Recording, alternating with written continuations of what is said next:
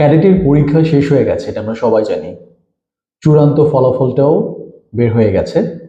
So এখন যারা ক্যাডেটে ভর্তি হয়ে যাবে, যে স্কুলগুলো থেকে চলে যাচ্ছে প্রত্যেকটা স্কুলেই ক্লাস 7-এ আসলে ভর্তির একটা সুযোগ তৈরি হবে এখন।